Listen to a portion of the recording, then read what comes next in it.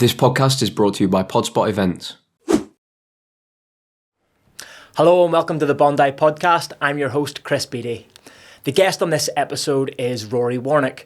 Now, Rory is a breathwork coach based right here in Bondi Beach. I first heard Rory's name mentioned when a friend told me that they were going to one of his breathwork events. I instantly recognised his surname, looked him up on Instagram, and it turns out I used to play rugby with his brother Andy back in Edinburgh. And then, as things tend to happen right here in the bubble, I actually walked past Rory in the street the very next day and introduced myself. In this episode, we talk about Rory's life in London, where he was diagnosed with depression and prescribed antidepressants at the age of 22.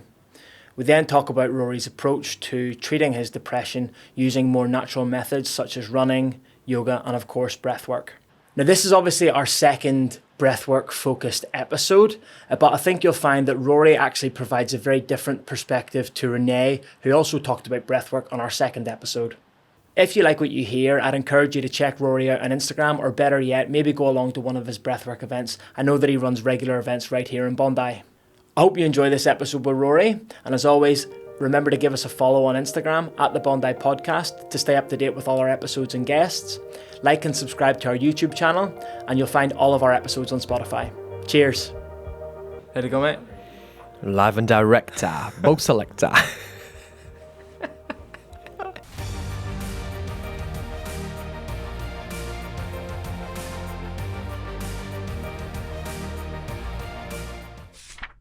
Rory, welcome to the podcast, mate. Thank you for having me. Thank you for coming on and giving up your time.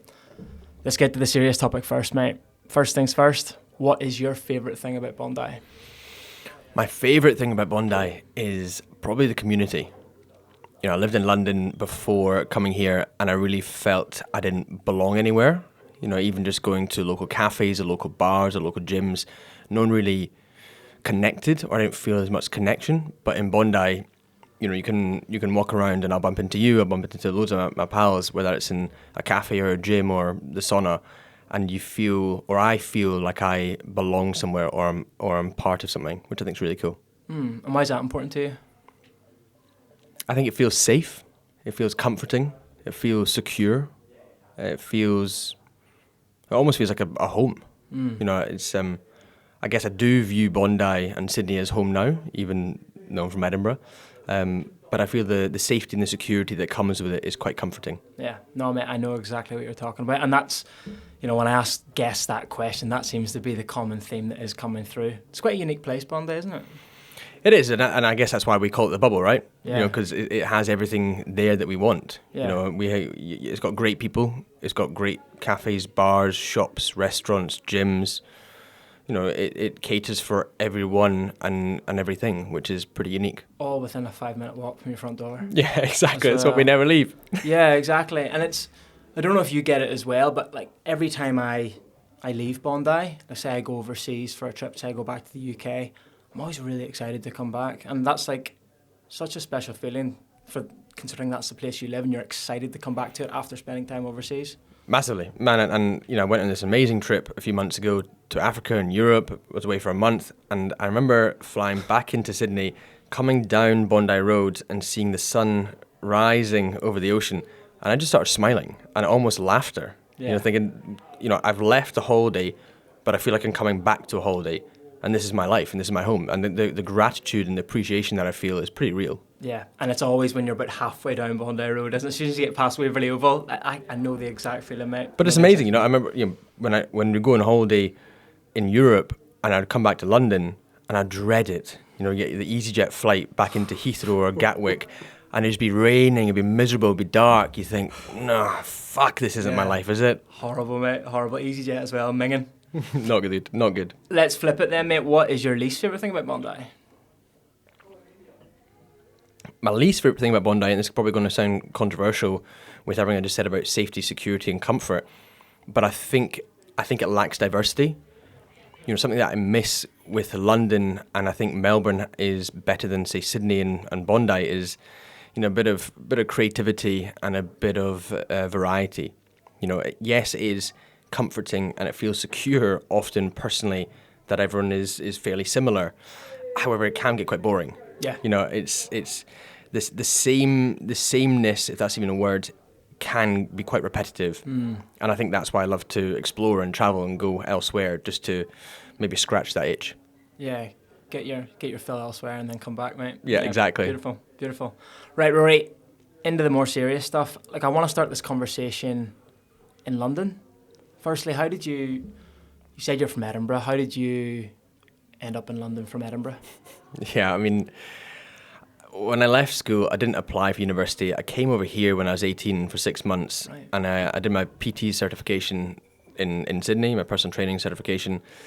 Then with that, I applied for university in London. I thought I was going to be that different Edinburgh guy going to London and being a lone ranger or a lone wolf and, soaring my wings and just being different. Little did I know being alone in London would be very challenging. I should have just gone to Newcastle or Leeds or Glasgow where all my pals were, but I thought I'd do something different. I don't know why, and I didn't know why at the time. Then I left university. I stayed in London for another 3 years, so I was there for about 6 years in total. I worked in consumer goods sales, and I guess I was there for 6 years. So it served its purpose for when I was there, but at the end of the 6 years, I was really ready for a change and ready for something new. Yeah, so that rolling, what consumer? Yeah, it was Vita Coco, it was coconut water. So selling coconut water? Selling coconut water, living the Okay. dream, baby. So was that a grad job? after uni, No, or- not really. It was like what was I? I was like a sales exec looking after Tesco and Asda stores, South London. So I'd be driving around South London day to day, trying to sell more coconut water into these stores. It was, look, I mean, I kind of smile and I laugh, but I do believe that the lessons that I learnt within the sales environment and the sales space were pretty incredible. To try and, I think you and I know, to try and talk to someone and sell something day in, day out, it's hard. It's hard work. So getting those skills at a fairly young age, early 20s, I think was pretty important.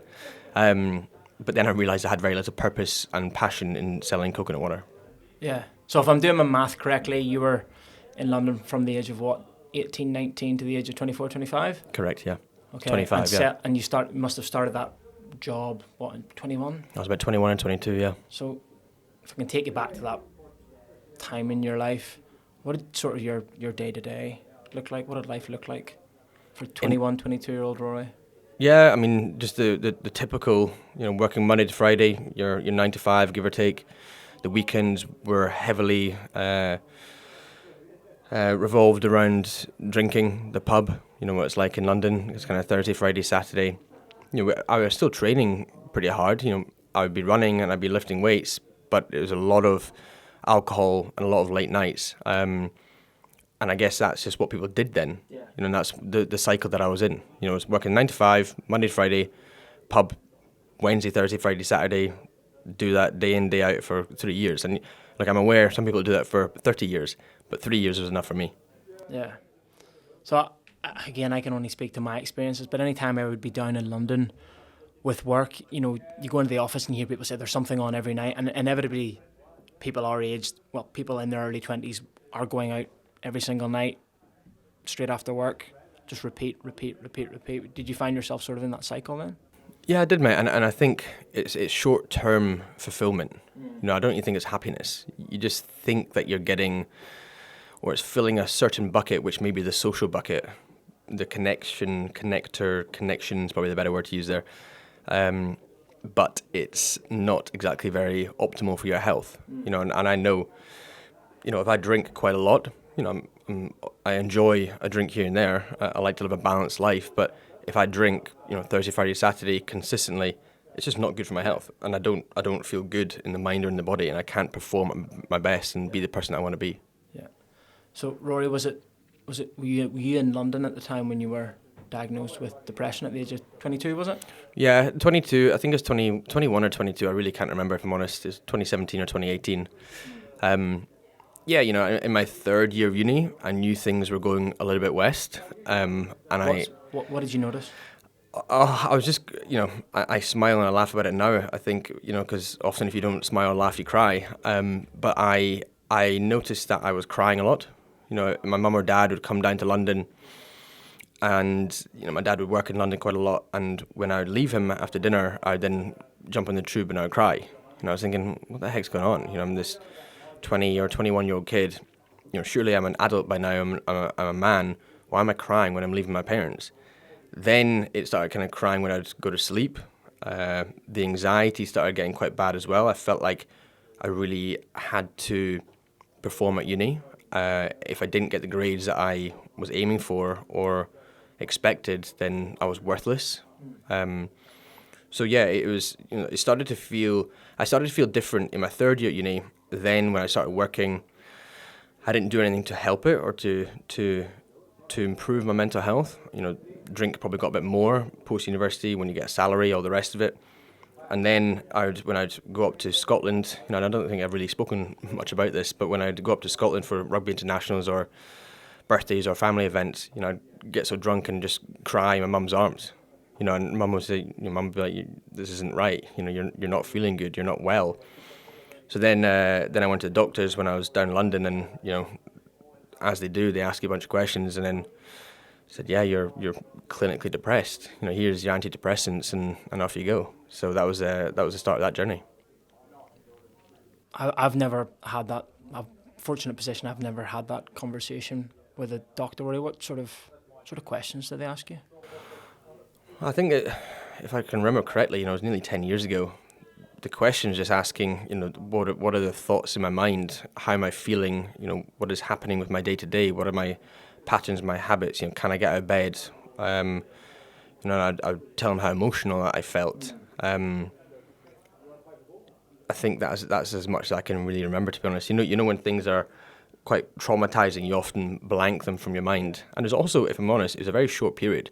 I remember I was in the doctor's office for about 20 minutes, and then I was prescribed antidepressants, and then just a pat on the back and off you go, mate. How did that make you feel?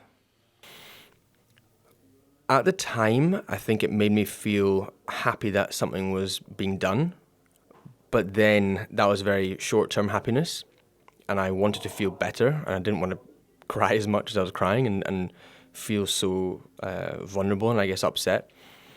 But then I realized quite quickly I didn't want to be on antidepressants for the rest of my life, and I wanted to try and improve my health. And I knew through educating myself, podcasts, books, audiobooks, all the rest of it, that there are other ways that I could improve my health, through different modes and modalities and practices, call it. So you got prescribed antidepressants at the age of 22, and you did start taking them? Yeah, I probably took them for about a year. Okay.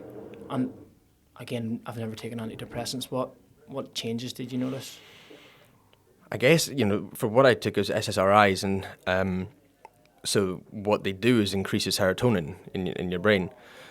But I wasn't changing my behaviors and my patterns initially, so I was still doing the same shit that I was doing before. So I didn't really feel a huge amount of change. I think it almost numbed me, where I had less personality. And I think when you're on this medication, it's really hard to convey your persona and the person that you are. So I think initially I became a little bit more numb, but then I knew that I wanted to change the way I lived my life. So things started to change from drinking as much and partying as much and focusing more on sleep and getting into running and lifting more weights, then looking into meditation, then yoga, then breathwork and all the rest of it, and specific personal development books at the age of kind of 22, 23. So, I think through crisis, growth can be found. And I think I really grew quite a lot in those in my early 20s. Like I'm really interested to hear about those things that you found yourself doing to try and tackle this, so that you weren't taking antidepressants. But before we get into that, when you were diagnosed with depression, did you tell anyone? Not at the time. I think when I went up to Scotland for a certain event, I think it might be in a rugby international, I can't remember what it was. I think I spoke to my mum about it then. I spoke to my partner at the time as well. So certain people knew, but I think I spoke to my brother about it as well. But I think I felt quite embarrassed, and I thought that I should be able to handle it without taking medication. But I now know that, during certain times, certain situations, certain periods, it's quite important. if you're in a certain place mentally, physically, emotionally, they can definitely help. I just I don't massively agree in them for a long term fix. It must have been quite a lonely place, mate, going through that, mostly by yourself. Yeah, it was. I've always felt quite lonely though. It was. Why is that? Because I've felt different. Maybe the way my brain works. Maybe this is me playing the violin or me playing victim here. I don't know. I've just felt different. Even the life that I live here. I'm a breathwork coach. I like to run in strange and wild and wacky places. I maybe think in a different way. I act in maybe a different way. So I've often felt quite lonely, which doesn't mean alone. I know I have a lot of people around me that I love and that love me, but it's maybe just a slight misunderstanding. I think that's probably the best way to describe it. It's I'm still trying to work it out, if I'm honest. Maybe we just play the violin. Cool. I'll play the violin, mate. Okay, so you've done a bit of research, which is good. I think you're showing a level of self-awareness there that you don't want to be in these things for the rest of your life, and these aren't a long-term fix. So it was what? It was yoga, meditation, running, anything else? Have I missed anything? Yeah, they were the initial, I guess, modalities that I got into, and a lot of personal development, from therapy as well. I started going to therapy as well. Help from my mum. I don't think I would have done that if she didn't push me in the right direction. I struggled to meditate initially at that age. Telling someone with anxiety to sit with their thoughts is a pretty challenging thing to do. It almost made me feel worse. I loved the connection that came with yoga of breath and movement. I started to be quite interested in the breath. Even just understanding the inhale to the exhale to the hold to when you can hold to slowing the breath down to speeding the breath up and what actually happens internally when you do these things. So then someone recommended that I went to a breathwork session. I studied strength and conditioning science 3 years at university, but I'd never tapped into the respiration system. I never tapped into breathing. So I thought initially at the time, someone's going to tell me to breathe in a specific way and it's going to change the way I think, feel, act, behave. I was like, that sounds ridiculous. It sounds a bit woo-woo for me. But I thought, well, I may as well give it a go. I'm an open-minded human. I've tried a lot of things in my life. I may as well try this as well. Yeah. And fast forward, 5 or 6 years. This is now my day-to-day. So, yeah, it's changed my life in a lot of ways, and it continues to change my life in a lot of ways. Yeah, beautiful, mate. I remember, so I've done one of your breathwork events, and that was the line that stood out to me. You said, breathwork changed my life. So was yoga sort of your gateway to breathwork? Yeah, I think that's probably correct. It was almost a subconscious awareness that came through yoga with my breath. I wasn't aware at the time that what was happening, but I remember I just found it interesting.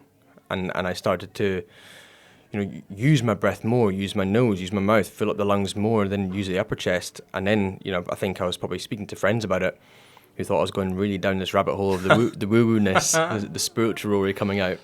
And then someone recommended I go to this breathwork session. May as well try it, see what happens here. Yeah. And, like I said, fast forward, this is now what I do. Yeah. Do you remember that first session you went to? Yeah, massively. And, I was in a pretty hard place, a challenging place mentally at the time. And I remember... What was going on at that time? Well, just the anxiety and depression, just lack of self-worth, lost, zero purpose, zero passion. All I was doing was socializing. I didn't have a drive and a meaning and a direction with work or with my life, really. But I did that one session, that 1 hour, and I cried loads, but it was like a release. Yeah. And I felt euphoric after it. I remember sat up on the mat, looked around the room, and I was just thinking, what the heck just happened? Like, I genuinely, and I don't see these kind of things lightly, but I had this out-of-body experience. I could almost see myself looking down and smiling and feeling proud and joyful of who I am and who I was becoming. I was like, more of that. Yeah. Give me more breath work. A release from what? Release from myself. Less attachment of who I have to be or who I thought I had to be, and allowing myself to be the person that I wanted to be. Rather than following society or being pressurized by the external, family, friends, whoever it may be. Just be you, and allow yourself to have that freedom and flexibility. So was this first breathwork session that you went to, was that in London? Yeah, in London, yeah. I can't imagine it. And when was that? Sorry. 2018. Okay, so about 5 years ago. I can't imagine those events are as popular, as frequent as they are over here. How did you come across that?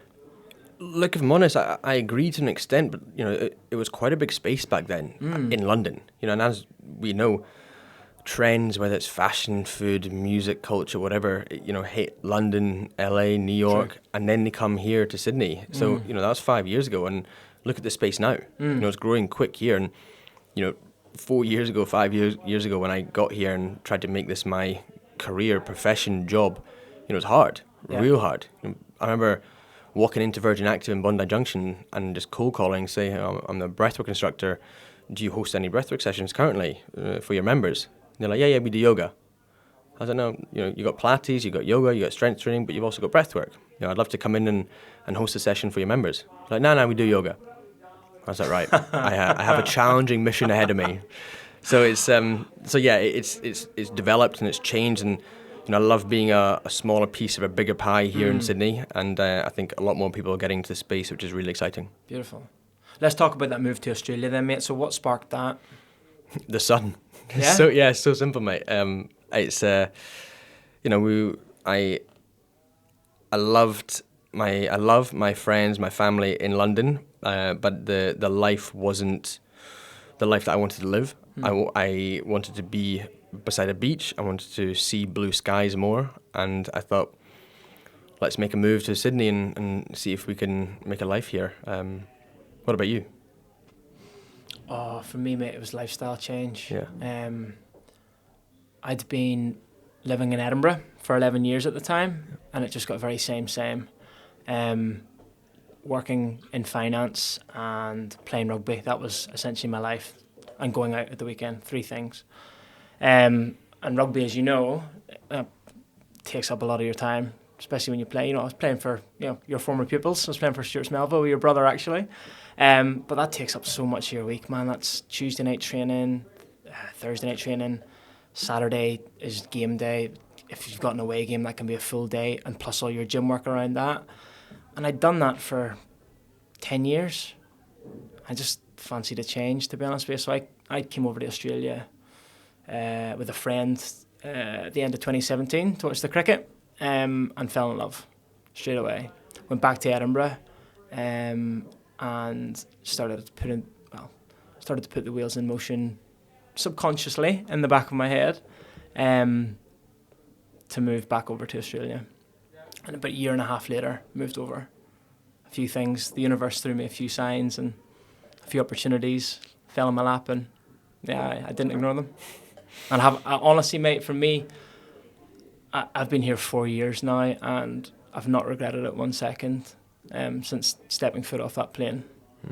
I'm the same. Yeah, and I think it's very challenging when you taste how good it is here, to leave. Yeah. So it wasn't breathwork right away though, Rory. It was a couple of things when you first moved to Sydney, wasn't it? I was just throwing shit at the wall and see what would stick, right? Yeah, what were you throwing at the wall, mate? No, at the time, because I didn't really know. I didn't know exactly, my degree was in strength and conditioning science. Mm-hmm. So you're a qualified PT? Qualified PT, qualified strength conditioning coach, qualified Oxygen Advantage instructor, breathwork, qualified functional range conditioning mobility specialist, qualified yoga teacher. So I have a real interest in the mind and the body, and I read a lot, I learn a lot, I educate myself. So I've done a lot of different certifications. So at one time, maybe back in 2020, I was trying to be a breathwork instructor, a yoga teacher, a strength and conditioning coach, and a mobility specialist. So those 4 aspects.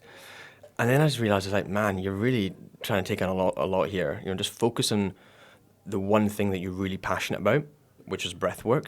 And I went all in, threw all the eggs in one basket, and started working with people one-on-one, started working with communities, started working with studios, started working with gyms, and then the corporates all happened, and then it just kind of, the snowball effect, it started to kind of get bigger and bigger and bigger. There must have been a lot of hustling in those early days to try and get yourself off the ground, mate. Still is, mate. Yeah. Can you tell us a little bit about that?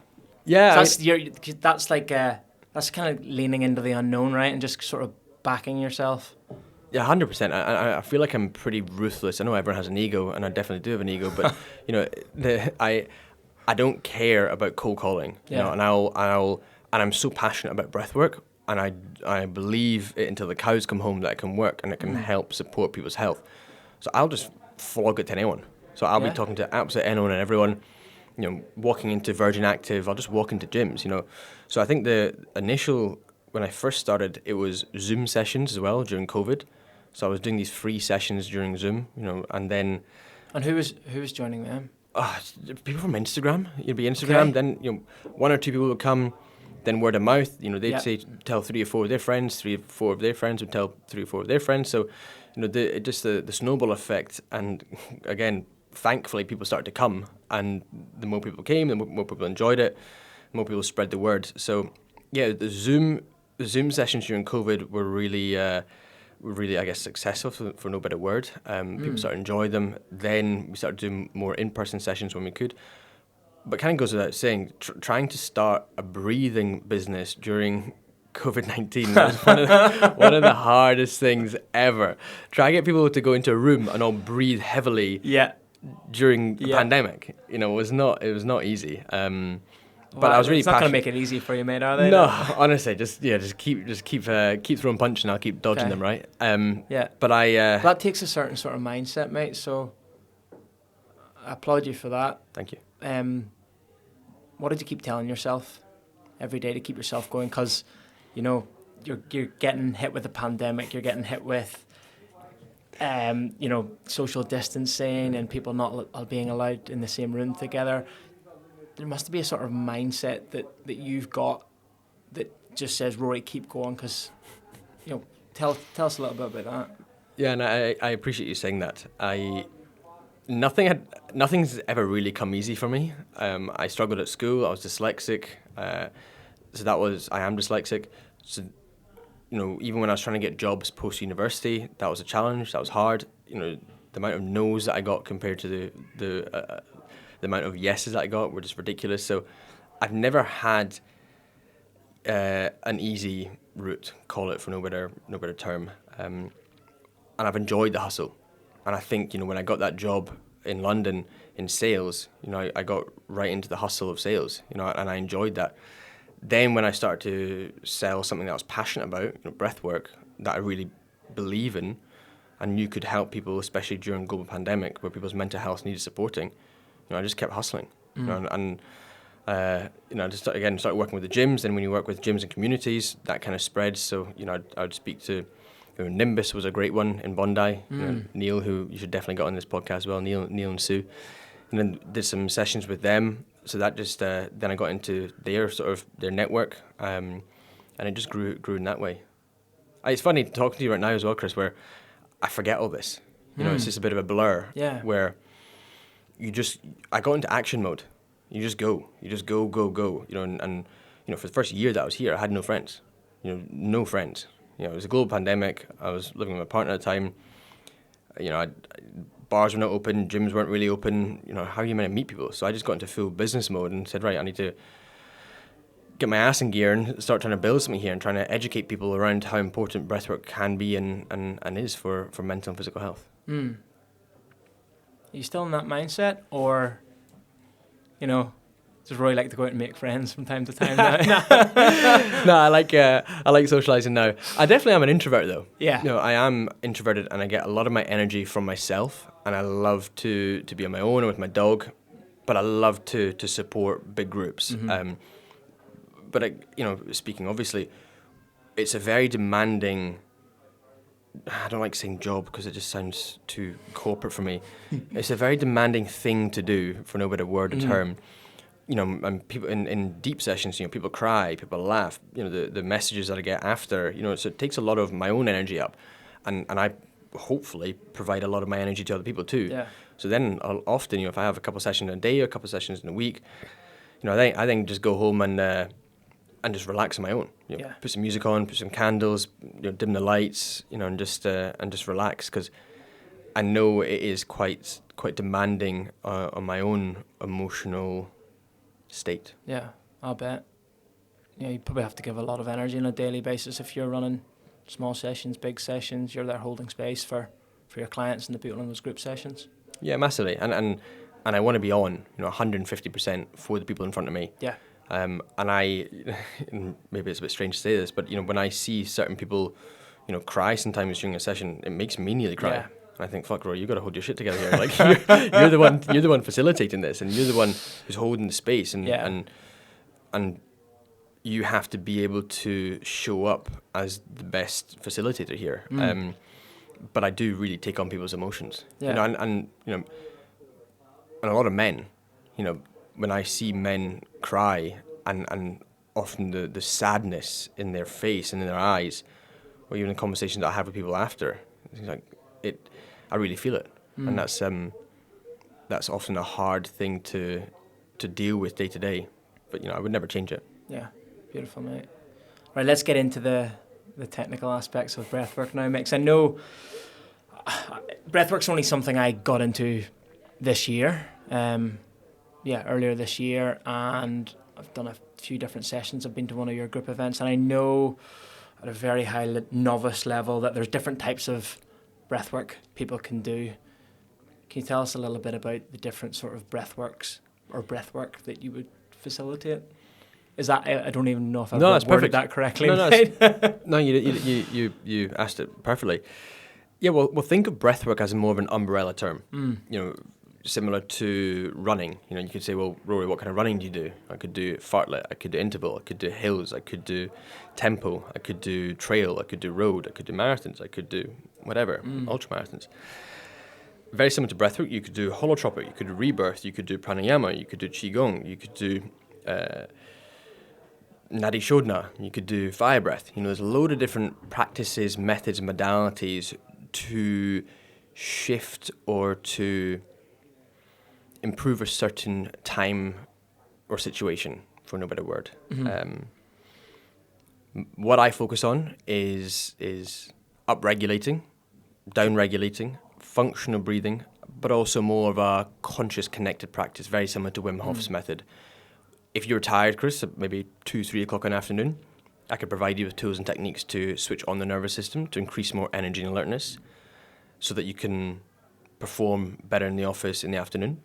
If you're about to speak or do a podcast and you're feeling nervous and overwhelmed or anxious, I could provide you tools and techniques to downregulate, to move that nervous system from a more stressed state to bring it back down into a more relaxed parasympathetic state so you're more balanced through your nervous system. If you wanted to improve your athletic performance, I work with the Sydney Swans, I've worked with Olympians, Paralympians who want to improve their athletic performance, enhance recovery, speed up recovery, but also improve mental health. There's various techniques, nasal breathing, slowing the rhythm down, reducing the heart rate, bringing more oxygen into the tissues, allowing that oxygen to detach from hemoglobin when you have more CO2 in the body, blah, blah, blah. So there's a load of different modes, modalities, practices for certain situations throughout the day. Let's go down the athletic route then. Yeah. What sort of breathwork are you doing with the Sydney Swans players, and what are you sort of preparing them for? A number of different techniques. So one of the techniques we use is in between games. If they need to recover as quick as they can, if they have 4 or 5 days in between games, which is a very short period when you're a professional athlete performing at your best on a given day. So we'll use techniques to help them just quieten the mind, quieten the body, just to move more into the parasympathetic state. Often with breath work, when you breathe faster, if you were to breathe 30 to 50 fast breaths, it will stimulate. But if you're to breathe in that way with a breath hold at the end, and you do rounds of that, almost cycling it essentially, at the end, because you've almost put your nervous system into such a high stress state, you can then feel really relaxed and calm after. Exactly what we did, Chris. Exactly what we did. So that's often what we'll do with them, just to help them feel clear, calm, relaxed in the mind. We'll also do slower breathing. By slowing the breath down, you can bring more oxygen into the working tissues by keeping more CO2 in the bloodstream, essentially. It's called the Bohr effect, or the oxyhemoglobin. It's late, isn't it, Chris? Edit. This is called the oxyhemoglobin dissociation curve. It was found out back in 1904 or 1906 by Christian Bohr. So it's been around for a long, long time, but I think people are just giving it more time and attention now. Respiration is one of our 12 internal systems. As athletes, people often give a lot of attention to muscular system, skeletal system, cardiovascular system, and they focus on skill acquisition, for example. But we often neglect respiration, which brings in oxygen, which we need for energy. And if you focus on certain breathing techniques, you can tap into physiology and psychology. Beautiful. So is that breathing technique that you're doing with Sydney Swans and the one you sort of facilitated when I attended, is that the conscious connected? Yeah, I mean, it's I'm not certified in conscious connected. Okay. I'm not certified in Wim Hof. I read the science. I read the literature. With my degree in strength and conditioning, I've read many, many papers. So I explore, experiment what I find works. This is what I've done over the last 4 or 5 years in this space. So I say it's very similar to a conscious connected practice. I'm going to try and think of a word or a phrase to call it. I've been trying to think of something for the last 2 or 3 years, but I've just been calling it similar to conscious connected. Okay. I don't really have any interest in being certified in those ones, if I'm honest. People have often said to me, why don't you get certified in Wim Hof? Well, I don't want to. I like what I do. Yeah. And people seem to enjoy it and it seems to work. Yeah. I'm very passionate about the science. I read the science, but equally on the other side, science can't explain everything.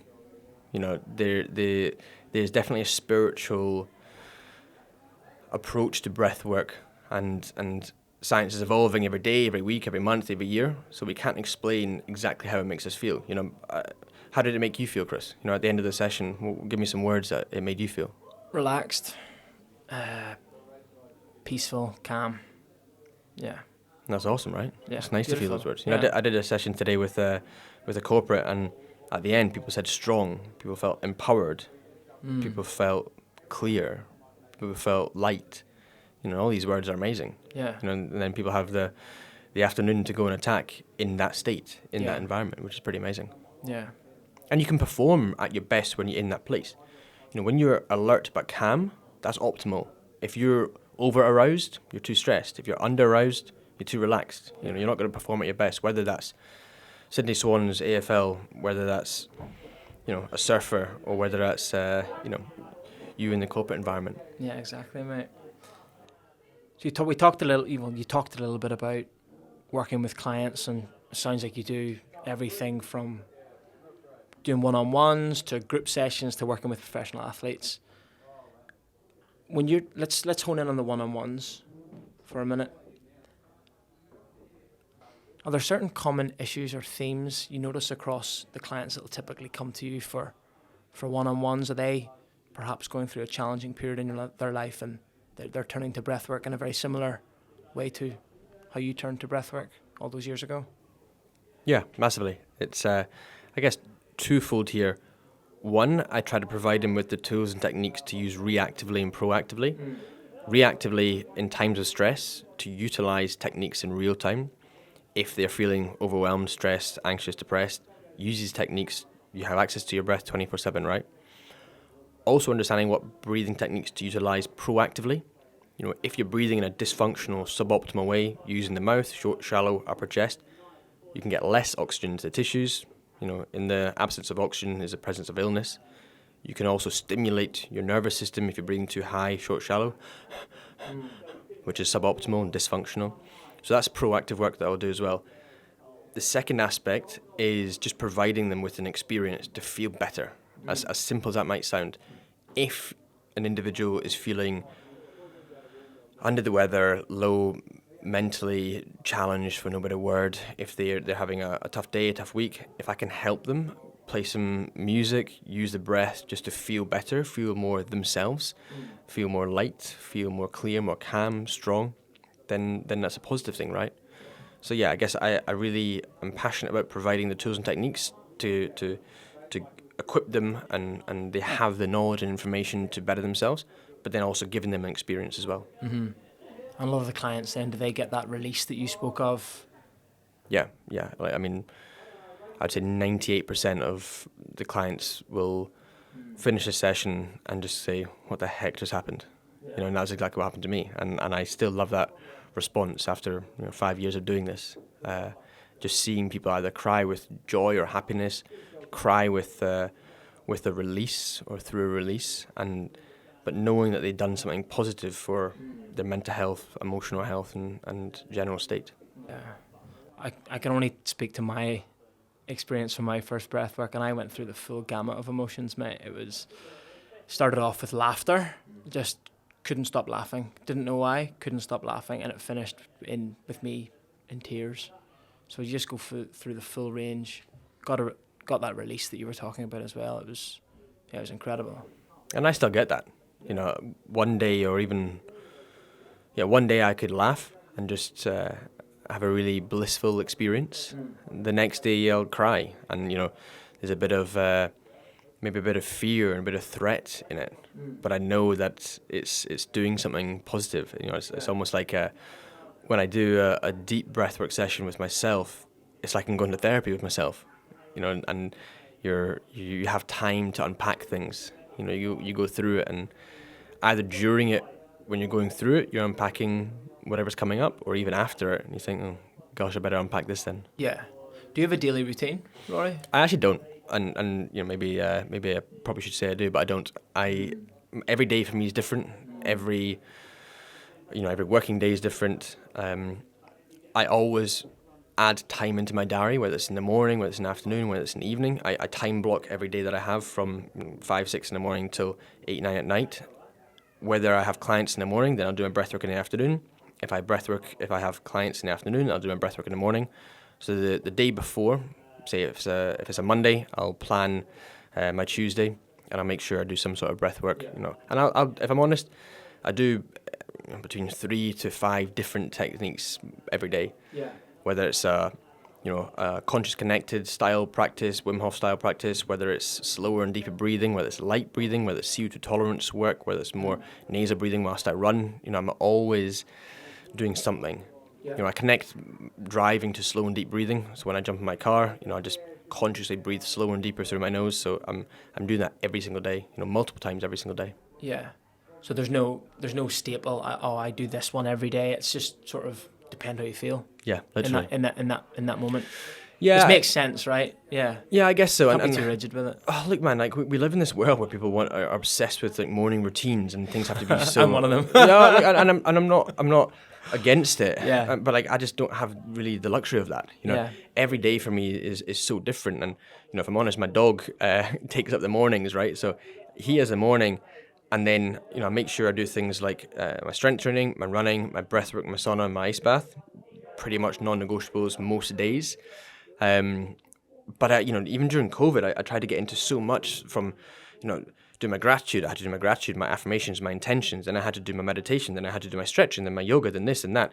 And I started getting too fucking overwhelmed. Yeah. And I was like, man, just relax. So when I tried to take on too much and thought, This is having the paradox effect of what you're trying to create here. You're adding more stress by trying to do too much.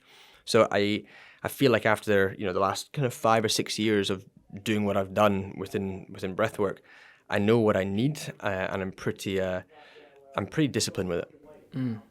Yeah, beautiful, mate. So we talked about the one-on-ones. Let's talk a bit about the group events. So if I've not been to one of your group events, Rory, what can I expect if I come along? Lots of tears, man. That's just from your boring chat, mate, at the start. Yeah. That's just the intro. Yeah. You'll be asleep by then. Look, I always have so much love and respect to anyone who comes in that door, because I know how challenging it can be, and I know everyone is in such a unique, specific place mentally and emotionally. So I really do respect everyone who comes to a session. And, breathwork, you come for a reason. You want to better yourself. Yeah. You want to do something that can feel quite challenging, that can feel quite difficult, but you'll feel amazing when you leave. So you can expect, I always will cover 3 techniques. I view breathwork as a holistic brain and body practice. I see breathwork as a optimization tool. Yes, if you want to reduce stress and reduce trauma to help you optimize, that's ticking the box. I don't really see it as, I don't go down a trauma releasing route. That's not my thing. It's more about, how can I help an individual show up as their best version, to be their best self. So we'll always start with awareness. breath awareness, everyone's lying down, noticing the breath, being aware of how they're breathing at rest. Sounds a bit funny, but if you're not aware of how you're breathing, you can't really change, develop, and grow. We'll then move on to functional breathing pattern training. This is to tap into the physical body, to down-regulate, improve your lung volume, your diaphragm function, your heart rate variability, your cognition, your decision-making, list goes on. And then the third technique is tap into the mental state, the mental clarity, and that's that more conscious connected. So we'll start with awareness to help the individuals become more present and arrive into the space. Then move into functional breathing pattern training, tapping into the physical body, and then the more conscious connected, tap into the mental state. And I always layer the science of sound, so specifically curated music with evidence-based breathwork, and the augmented effect that the process to create the outcome is pretty profound. Yeah. And would you run a similar sort of session for a corporate when you go into the city? Yeah, very similar. Yeah, very similar. Wim Hof has his method, his way of doing things. Holotropic is very similar. This is what I do. I do. The music will always change, but very similar to, I'm sure you still do it now, but in your rugby days, if you want to get stronger legs, more power in your legs, back squat. People can be doing back squat from the age of... Still trying to get more power in my legs, mate, to be perfectly honest. Well, people can back squat to get stronger legs from the age of 14 to 85, right? And doing it every single week, day in, day out. Exact same as breathwork. These are the techniques that I've so far found has the best impact, the most bang for your buck in as short a period as possible. And we live in a world where people want quick wins, right? Yeah. So the functional breathing for the body, the conscious connected for the brain, and come to the experience for 45 to 60 minutes and enjoy the outcome. Yeah. Look, it's great that corporates are getting people like you in to come and facilitate sessions. Like strange little Scotsmen. Strange, weird little Scottish guys. And is there a pattern in the type of company that you're doing this for? Or is it just across the spectrum? Man, it's everything. Everything. I've done sessions in Clovelly Bowls Club with 60 doctors. I've done online sessions for charities. I've done sessions in Byron for surfers. Anything and everyone. Yeah. From fashion to media to banking, anything. Yeah. Right, we've made it this far without really delving into the running, Rory. Let's talk Sydney Half Marathon with the mouth taped. Can you tell us a little bit about that, and then maybe link to that sort of the importance of nasal breathing as well? Yeah, I appreciate you asking this. I ran Sydney Half Marathon, and I taped my mouth for the duration. Someone actually asked me recently. They said, "Oh, so how do you drink water, or how did you eat food? Did you just take it off and eat?" I said, "No, I was being legit here. I kept on the whole time. No water, no food, anything. My intention then was to start these conversations. So Thank you for asking. To help people become aware how fundamental and how important nasal breathing is for performance. There's been a huge amount of literature and studies and information out there understanding that when you breathe in a specific way, it can improve athletic performance.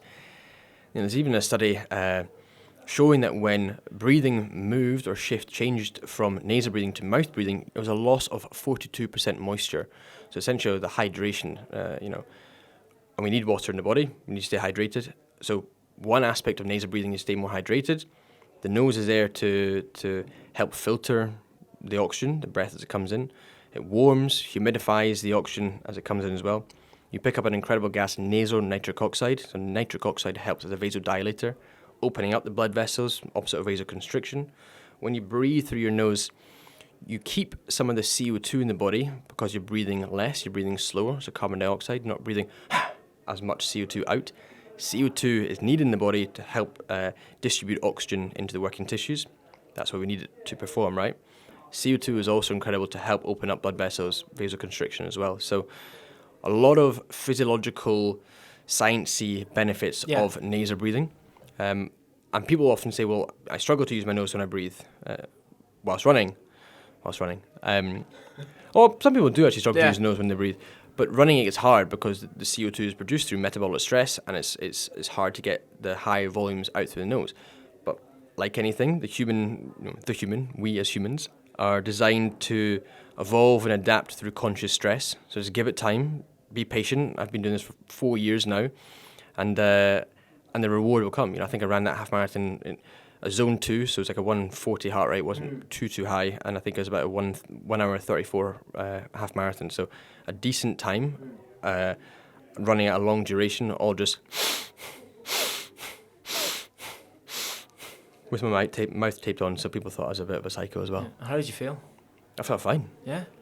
But I run using my nose a lot anyway, but how are people going to know when I don't have tape on, right? Yeah. It's so it's just a bit of a publicity PR stunt, which is a bit of fun. And then the beauty as well of nasal breathing, when you finish, you take the tape off, you swallow, and life is normal. You're not you're not blowing. You're just you're back to a bit of balance. Do you do the nasal breathing at night as well? Do you? The strips you can get to cover your mouth. Yeah, I got what that was. Yeah. Look, I did it first, when I kind of got into all this and I was getting all excited 4 or 5 years ago. But I know that I'm a nasal breather whilst I sleep, so I don't do it anymore. I wake up in the morning, my mouth is not dry. I've got a bit of moisture in my mouth. I feel pretty awake and alert. My health is in a good place. I don't feel like I've been hit by a bus, so I don't at the moment. But I know also as well, when my nose is blocked and I'm trying to breathe when I sleep, that's when I realise, yeah, Rory, you're on something here. Like, this is not good. Mouth breathing is horrible, and you feel terrible when you do it. Yeah. So yes, I would recommend, if you do use your mouth to breathe when you sleep, bit of tape over here. If you're worried, you can even put some nasal strips on to open up the nose a little bit more. And we as humans are designed to survive. We're not designed to be happy. So you will breathe. Don't worry. I've tried it once, man. And yeah, I had an awful sleep. But I am gonna. I've got the strips at home. I'm gonna. Patience, my man. Patience. I know. I did it like the day after I got back from the UK. So I was still a little bit jet lagged. So I didn't. Probably a combination of being jet lagged and the nasal. Didn't have a great sleep. Yeah, I'm gonna get back into it, mate. Give it another go. You got to give it another go. I have been nasal breathing when I've been running, which is interesting. Yeah, you're lucky. Bit of a challenge, but like it's. You got a big schnoz like me. Big schnoz too? Yeah, you got a big beak. Oh, there you go. It's the first time anyone's ever said I have a big nose, actually. I'm just trying to slag you off so we get on the same page here. You've got an advantage there, mate. I know I do. Yeah. Rory, one of the last things I want to touch on tonight. So I saw on Instagram the other night that looked like you were in the studio with a producer or a DJ working on some sort of music collaboration. Can you tell us a little bit about that? Yeah, so I'm working with Stu Turner, who is one half of Setmo, a Sydney-based DJ duo. I love music, and I love the effect that music creates for emotion, and it creates a really interesting space internally. So we've been working together over the last few months to create unique sounds for breathwork sessions that we're going to launch as EPs on Spotify. We're going to have a live event maybe in January, February for the launch of this, and we're going to have about 3 or 4 volumes. Each volume will have 5 tracks per volume, and everything ranging from 2 minutes to about 15 minutes of breathwork. So you just plug in, listen to the amazing sounds that Stu's creating in the studio. Would you be narrating over it? Yeah, or? my annoying Scottish voice. Don't worry. Oh, amazing. Yeah, so I'll be in the ones and twos in the mic. Yeah, so I'll be speaking. Stu will be making the music, and we'll be launching them on Spotify very soon. Oh, fantastic, So, yeah, mate. I'm incredibly excited about it. Fantastic, mate. I'm looking forward to that. So am I. Final question from me. If you could sort of tap into Rory at age, 21, 22, when you're probably at your lowest point. It's obviously about, 10 years on now, are we? About that? Hold on, I'm 29. All right, okay. 6 years on. Okay, we're maybe, 6 or 7 years on from your low Rory. What words of encouragement would you give to 21, 22-year-old Rory?